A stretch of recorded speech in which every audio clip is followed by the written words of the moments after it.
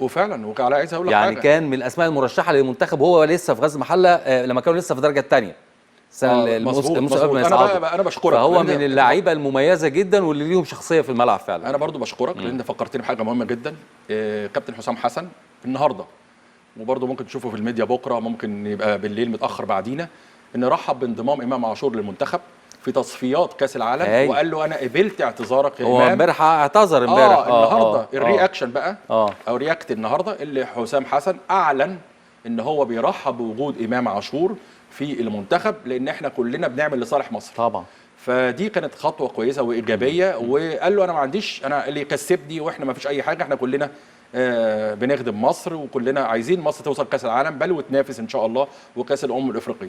فبالتالي عوده امام عاشور هو اول اسم هيتم عودته الى صفوف منتخب مصر بعد انتهاء الزوبعه في فنجان اللي حصلت، السحابه اللي زي ما تسميها سحابه صيف بين حسام حسن وامام عاشور. طيب كده الاهلي مسافر يوم 4 الى الولايات المتحده الامريكيه. بالظبط. هيوصل بعدها بكام يوم هيلعب ماتش مع باتشوكا مكسيكي ماتش ودي. أيوة. وبعدين يوم 14 يلعب مع انتر 14 ولا 18 14 هيبقى 14 اول ماتش. هيلعب أو مع انتر ميامي الامريكي في افتتاح البطوله. مظبوط. وبعد كده هيكمل مشواره.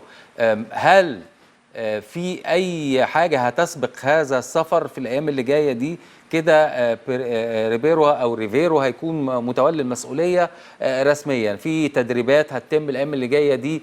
هل انضمام اللاعبين والاسماء اللي هتسافر بقى كلها بتشكيله الاهلي هتكون موجوده؟ هل في اسم مفاجاه يعني بيجهز يظهر في خلال اليومين اللي جايين دول؟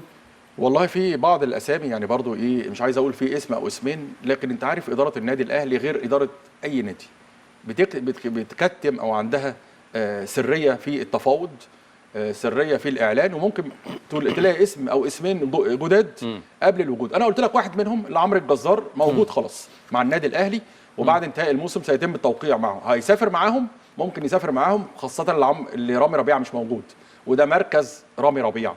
فبالتالي هيبقى موجود جنب ياسر ابراهيم، هيبقى عمرو الجزار بشكل كبير جدا، محمد هاني ناحيه اليمين، اكرم توفيق زي ما قلت لحضرتك مشي ناحيه الباك ليفت، كريم الدبيس موجود.